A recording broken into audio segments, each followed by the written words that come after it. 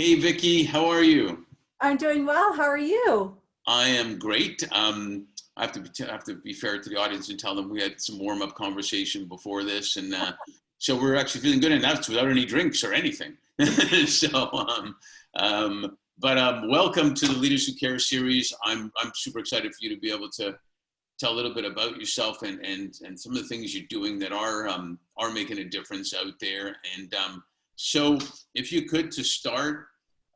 Introduce yourself, tell a little bit about your background and the background of the little buddy that's hiding there. And there he is. and then we'll chat. Okay, sounds great. So my name's Vicki or Victoria Harris. Nice to meet you.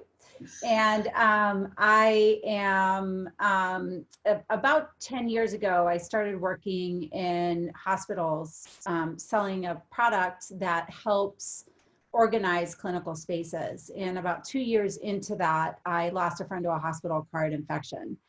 And I realized that I was a part of the problem in our healthcare system where vendors come in, they leave items, and then they don't really find processes or procedures or ways to improve the space. They just kind of leave their things and go. And that day, the day he died, I walked into the hospital and I said to one of my nurse managers, hey, listen, can I just get a room, an empty room? I just need to sit in an empty room and truly understand, a patient room, and truly understand how everything is cleaned and how everything works. And I started calling in every single person from every different silo and broke the room down to a micro level and developed a way to lower hospital-acquired infections in hospitals in my very own little way, just through organizing the spaces and understanding who cleaned, moved, touched, and dealt with different things. I even talked to the guy that flushed the toilets. He was my favorite because he would tell you how far the spray would go. It's like, oh my gosh, there's that guy? He's amazing. And so while I was, plugging along, it has definitely been my passion. I've invented a lot of different products to put in that space. I've reinvented the way scrub sinks should be organized. I've gotten rid of shelves and just done a ton of fun stuff to really change that space. And then COVID came along. And I started seeing how it was impacting different people. Someone called me and said, hey, Victoria, can you help us sell these COVID tests? We have 25 million tests that we can implement a week, and we have no way to sell them. And following the lead from my parents, who told me that I could do anything I set my mind to, which, by the way, they lied. I started looking at why these tests couldn't be sold. So I could see that and being in healthcare and then listening to all of the different stories that were happening, and this was at the beginning of the pandemic, I could see that no one was really able to understand through the chaos and the misinformation what anything meant. And there were several different companies that stepped up to the plate, and because they're known entities, those were the companies that everybody was going with, but they weren't really able to keep up. And then, as we have seen throughout the history of all of the different testing in this country, they were failing at providing tests that were viable. So the FDA would put them on the list, they would take them off the list. And so all of the misinformation that happened, I realized that people could buy the tests, but they had no way to process them, because the bigger labs in this country had already worked with the bigger companies and everybody was trying to find those solutions. And so no one knew where to go. So I decided to start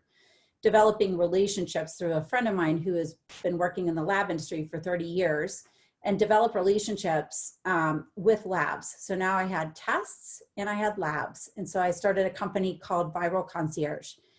And I brought everything that I knew from the hospitals as far as like cleaning and mitigating cross-contamination and keeping people safe in environments that were highly contagious. And I brought that into that normal realm and added the testing to it, and then went to companies and just started talking about how I could help them reopen and get through all of the misinformation and chaos that was out there. So you've answered all my questions, and now we're done.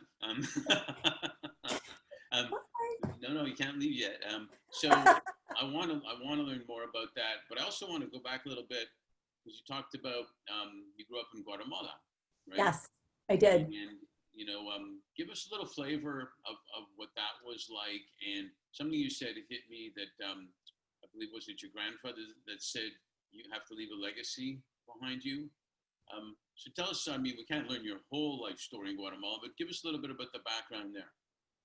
So I think one of the reasons I was able to pivot during COVID is because my parents were entrepreneurs. So that's all I've ever known. My dad was the CEO of a lumber company. He went down to Guatemala, fell in love with the country, had a horticultural background. So they started looking at how they could help with reforestation in Guatemala, and then also export woods back to Canada. And I mean, this was like back in the late 60s, early 70s. And then the earthquake of 76 happened. And they had to pivot in the middle of chaos. And they met a man who was exporting houseplants from Guatemala to Europe and the United States. And they partnered with him. And then they decided to start their own thing. And so they discovered all kinds of air plants. So, like the epiphytes. One of them's named after my family. The Harrisii. And so they started exporting houseplants from Guatemala to Europe and the United States. And so that's how I ended up down there. And I had the best childhood. I mean, I could not have written that childhood. It was amazing. It really was. They were wonderful. They would go on the weekends, they would go to villages and help people and provide, yeah. So you've got a thread there about healthcare and taking care of people. ¿Te hablas español también o no? Es mi primer idioma. Okay, no por mí, ese es mi tercera idioma, yo creo. Y te baila salsa también, ¿no? Sí, claro que sí. Claro, sí. Desde que estaba muy chiquita bailo salsa. Uno camina y baila salsa a la misma vez. No, my salsa is playing hockey, okay? Pero yo puedo practicar después mi español contigo. So that is, we see a little bit of a thread there of personality, of taking care of people, of pivoting, of resilience, and so on. And one thing I've seen that it's taken decades is for leaders, it's for their companies, their organizations to realize that what your parents did, what you're doing, you can care about social and environmental impact and actually even do better in business. Not to mention be able to attract the best talent that really only wants to go to work where they can make a difference and leave their own legacy, like you were saying. So here you are now navigating through the pandemic. You're in the whole testing world of what's going on, being tested and testing at the same time. And the term came up when Courtney was kind enough, we'll do a shout out to Courtney Bickert at COVID-19 Now, and introduced that you were like the hospital whisperer. So what's it like to be a hospital whisperer? I think that whole name started as a joke because I would walk in and whip these spaces into shape and then leave, right? And so my clients started calling me the hospital whisperer, and it just kind of stuck. So a day in the life of my life now, and it's funny because I'm still doing a lot of different things with the medical equipment rail that I was working with. And I'm actually bringing, we're actually looking at it a little bit more strategically now because of the way the pandemic has changed the landscape in hospitals. But a day in the life of the Viral Concierge is never the same. There have been times where I've had to pivot on a dime, and it's 11 o'clock at night and I'm booking a flight to go somewhere else because they can't get tested and they need to get back to work. I'm constantly speaking to people about what a viable test is and what a viable test is not, and how they're putting their population at risk if they're not using the right kind of testing or even testing strategy.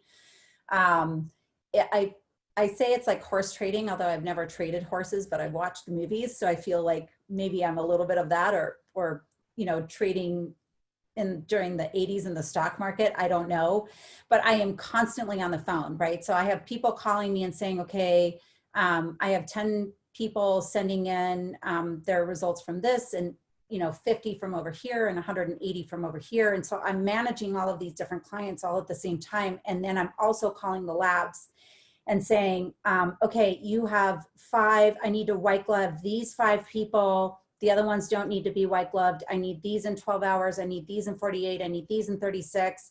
And then going back to the client and saying, yes, we will be able to meet those guidelines. And then at the last minute, they'll say, oh my gosh, we have one more person. Can we add them? So I'm constantly in contact with the labs.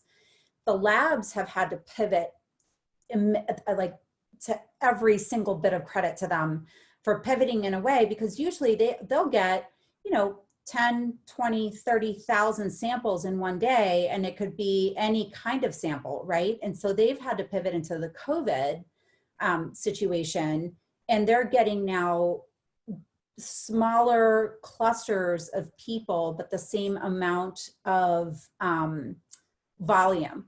So I may bring 500 people at one time, and then I might bring 2 people on another time, but then I'm clustering them all together and sending them to process. And so they're having to change the way they work too. It's just been fascinating to understand their side as well as our side. And I think what people don't understand is how labs do come to different companies and entities and say, hey, we can do the testing for you. And 9 times out of 10, you really do need that middleman. You need somebody to help you coordinate the testing side of it, because it's an immense amount of work. It's incredible amount of work. Yeah, I can imagine. You got, you know, 300 and something million people in the United States alone. I don't know how that managed. I don't know how you manage something like that. I mean, are we ever going to all get tested? You know, I always say from the beginning of this, there's no reason why everyone shouldn't have gotten tested. You know, we were all sitting at home for a month or longer, and that was the perfect time to get everybody tested. One of the other things I realized was that there's such an incredible amount of fear. When you work in the medical industry, you take for granted the fact that this is really a human and an empathetic situation, and that every single person, depending on how they grew up or what their culture is going to deal with it differently. So we implemented a strategy where if someone wanted to test at home, we were there to help them more from a psychological and emotional side, to get through what that test looks like, because people are truly afraid. It's not like getting a flu shot. It's a little bit more personal, and it's a little bit more daunting when people really look at it. Yeah, I saw an interview recently with somebody I know, but he's not a close friend. He's an LA Times sports reporter. Long story short, he stayed home. He was doing everything right. He went out for one lunch with just a few people and got it. And he said just exactly what you just said. He was coughing a lot. He was sweating a lot at night. He was going through that stuff. But he said he's never been scared of dying except that point. Mm-hmm. And he was scared. He said he was really scared. And so it leads me to the next thing I wanted to ask you about is, we talked about this a little bit. My grandparents from Kiev, and they would always say with a Russian accent, as long as you have your health, that's the most important thing. And it wasn't branding or a slogan. They really meant it, you know? Kind of like, I'm sure your parents and your grandparents, the things they went through, they knew what was really important, like for real. And so we have technology still speeding along. We have a pandemic. We have the tipping point, which had to come, and why not now, of racial justice for sure, et cetera, wildfires, I said. So when you talk about you go into someone's home and they're like that, share with us from your perspective, do you see that there's maybe an awakening happening because of this as to what is really important, you know, for us, you know, whether it's work, play, community, whatnot, but we just have time to think like, what's really important now? It's a really interesting question, because I've seen all sides of humanity being in this for the past 8 months. And some of those sides are sides that I really don't appreciate. People who are choosing either not to share the fact that they have COVID and not testing their children when they're going back into the community, even though they have it, because there is a huge amount of shame attached to this. I've seen people bully other people because of it. Oh my gosh, you gave my kid COVID. Yeah, no. This is not something that like, it's a moving target. Nobody knows where it is, to your point, right? Like your friend. And then on the other side of it, I've seen neighbors come forward with meals that they leave at the front door, and then just, you know, kind of send the person a text and say, hey, I heard you have COVID. I just wanted you to have a nice warm, you know, cup of soup so that you could get better. Unprompted or unwarranted, right? So I've seen kind of all sides of it. I think people are doing a lot more thinking within their homes and really understanding what they miss about what they were able to do before, like whether it's go on vacation with their family or have that family gathering or have that meal. Apparently in Canada, they've been told that Canadian Thanksgiving has been canceled. So they all have to stay at home and not gather with their families. And so there are these little things that maybe before it was like, oh, I've got to make 80 pounds of potatoes for this meal. And you're stressed out and everybody has to get dressed up. And we're all heading in the car with this 80-pound of potatoes that maybe or may fly out the window because someone's screaming at someone else in the back. All of those things, you go back to that and you think, oh my gosh, those are the moments that I wish were happening right now, right? Absolutely. So I think there are all of these different levels and all of these different twists and turns that really are exactly what we're going through with every single bit of it. There's no stability in anything that we do anymore. Yeah, and it's sad to see that, you know, in any scenario, there's always people that take advantage, whether it's for money or other stuff or just feelings. And so it's sad to see. I think all we can hope for is that there is a reason for everything, and things are invented during crises. You know, people do amazing things. And I think, like you said, we're realizing you always miss what you had before and you don't have now, type of thing. And I think we're actually doing what we're doing right now using technology. Like we were talking before, we're actually trying to really connect through technology now, rather than just we were connected before, because we miss all that. So that's amazing. I mean, you definitely deserve to be on a Leaders Who Care channel with what you're doing, and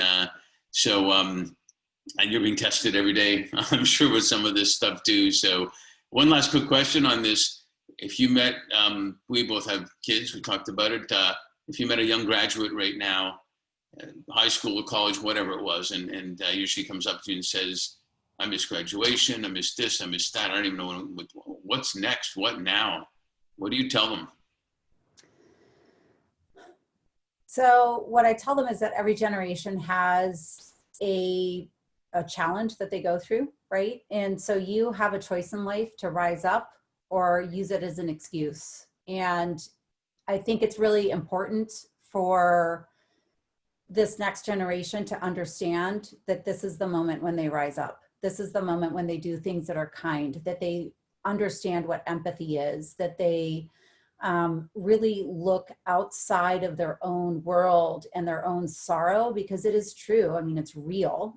I'm not undermining it. I'm just saying, if you're going to be sad, or if you're going to have a hard time with all of the things that you're missing, turn it around, do something positive, change something, feed your soul in a way that gives you the same kind of feeling you would have had you been able to attend these other situations or these things that you've missed. That's, I think, the biggest thing I tell my children every day. It's like, how are you making a difference? What's your legacy going to be, right? When you go back, did you stick to your moral core or did you not? And how did you overcome adversity? Yeah, I think your grandfather would be proud of the hospital whisperer right now. Hey, thanks so much for participating. You're awesome. So thank you. Thank you. Right back at you.